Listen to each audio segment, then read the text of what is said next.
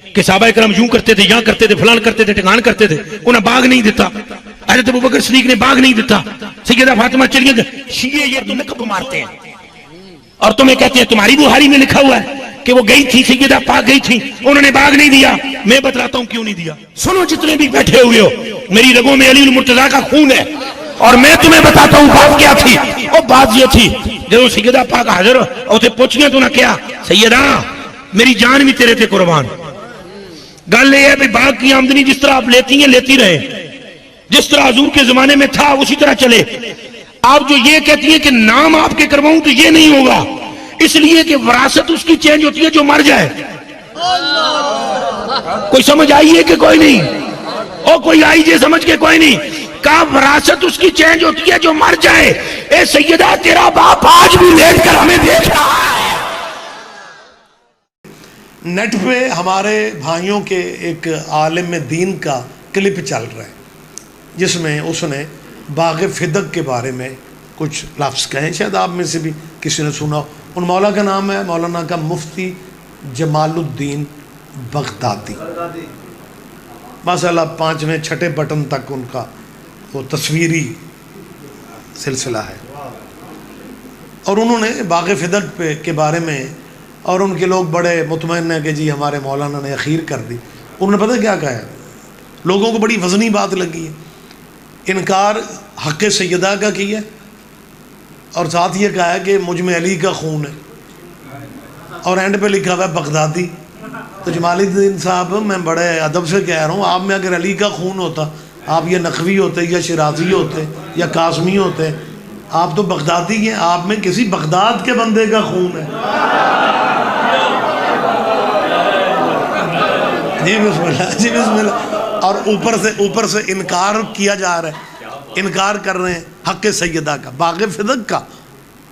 دیکھیں ہمارے پاس اور کوئی چینل نہیں ہے، ہم نے ان کے کلپوں کے جواب مجلس میں دینے ہیں. ہمارے بچے کیوں غلط فہمیوں میں رہے؟ اس نے بظاہر بہت وزنی بات کر دی ہے لیکن نئی نہیں ہے، بہت پرانی ہے، اتنی پرانی ہے کہ لوگوں کے حافظے سے نکل چکی ہے. لہذا انہوں نے نئی کر کے، پالش کر کے، میک اپ کر کے اس بات کو آگے بڑھایا کہ جی باغ فدق بی بی کو اس لیے نہیں ملنا چاہیے تھا کہ ورثہ تقسیم، وراثت تقسیم ان کی ہوتی ہے جو مر جاتے ہیں. آپ چپ بھی اچھے لگ رہے ہیں. کیا کہا انہوں نے نیٹ کے کلپ میں، تقریر میں انہوں نے کہا ہے کہ وراثت تقسیم ہوتی ہے جو مر جاتے ہیں. ہم نبی کو زندہ سمجھتے ہیں، لہذا زندوں کی وراثت تقسیم. اور بندے کہہ رہے ہیں جی ہوئے ہوئے ہوئے اخیر ہو. یہ آج سے 42 سال پہلے مبلغ اعظم مولانا محمد اسماعیل مرحوم، میری قوم کے وکیل آل محمد، وکیل سیدہ، میرے استاد مرحوم، میں جب تک ان کا نام نہیں لیتا ہوں میں بات کبھی نہیں کرتا. بندے بغیر نام لیے بات کر جاتے ہیں. میں قبلہ کا نام اس لیے لیتا ہوں کہ جہاں سے خیرات ملے وہ دروازہ یاد رکھنا چاہیے.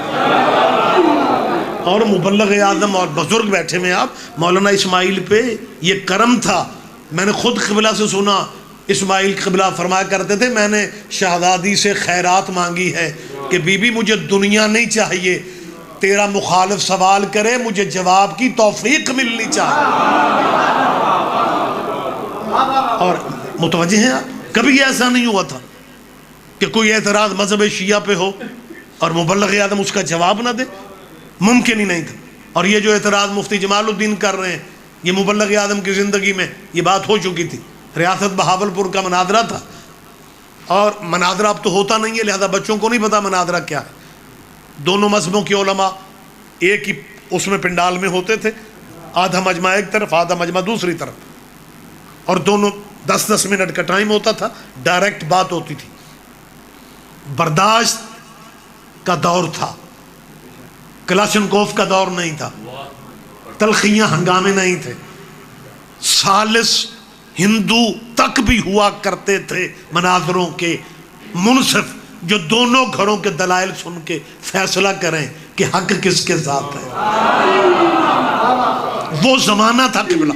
اور جس مناظرے کی میں آپ پریشان تو نہیں ہو جائیں گے؟ یہ باتیں کتابوں میں نہیں ملتی، اگر کبھی بات کا موقع بنے تو آپ سماعت فرمایا کریں، ذہن نشی کیا کریں۔ مناظرہ تھا شیعوں کی طرف سے، مولانا اسماعیل اکیلے مناظر تھے، مناظرہ 1 دن چلے 2 دن چلے، اکیلے مولانا اسماعیل نے مناظرہ کرنا تھا، اور بھانجوں کی طرف سے ہر 2 گھنٹے کے بعد مولوی بھی بدلتا تھا، فرقہ بھی بدلتا تھا۔ تو جوبن پہ مناظرہ عموماً، مہربانی صاحب، عموماً مناظروں میں موضوع ایک ہوتا تھا۔ خلافت پہ مناظرہ موضوع ایک تھا، بنات رسول پہ مناظرہ بیٹیاں کتنی ہیں موضوع ایک تھا۔ یہ مناظرہ ایسا تھا جس کے موضوع 2 تھے۔ ایک موضوع تھا جنازہ رسول،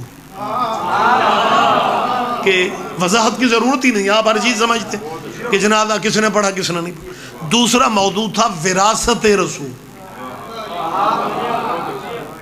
یہ اتنے اہم موضوع تھے جن پہ مذہبوں کے لینڈر کھڑے ہوئے۔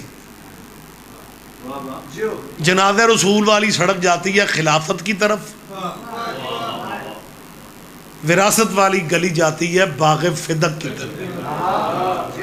مذہبوں کی چھتیں ان پہ، اتنے اہم موضوعات پہ مناظرہ۔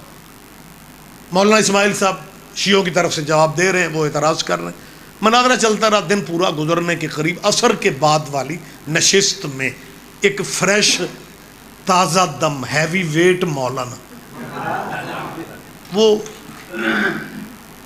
ممبر پہ اور آگے کہتا، مولوی اسماعیل سارا دن گزر گیا، تو مولویوں کو ہاتھوں پر نچاتا رہا ہے، تم شیعہ چالاکیاں کرتے ہو، یہ دونوں موضوع میں ختم کر رہا ہوں، تیسرے موضوع پہ بات کرنی ہے تو کر لینا۔ 42 سال پہلے کی بات ہے۔ مولانا اسماعیل صاحب نے کہا، کہو کیا کہنا چاہ رہے؟ کہنے لگا تم کہتے ہو جنازہ کس نے پڑھا کس نے نہیں پڑھا رسول کا؟ قبلہ نے کہا ہاں۔ کہنے لگا ہم نبی کو زندہ سمجھتے ہیں اور زندوں کے جنازے نہیں ہوتے۔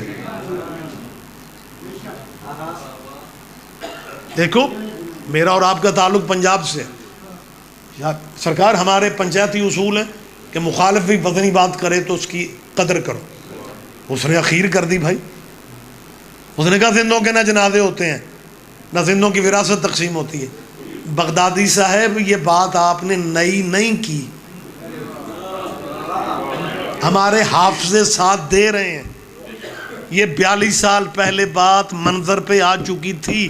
ہاں آج کے بچوں کو نہیں پتا، تب کیونکہ نیٹ نہیں تھا، تب یہ سسٹم نہیں تھے۔ میں یاد دہانیاں کرواتا پھر رہا ہوں کہ آپ کے اس زمانے کے مولانا نے کہا تھا کہ زندوں کے جنازے بھی نہیں ہوتے، زندوں کی وراثت بھی تقسیم نہیں ہوتی۔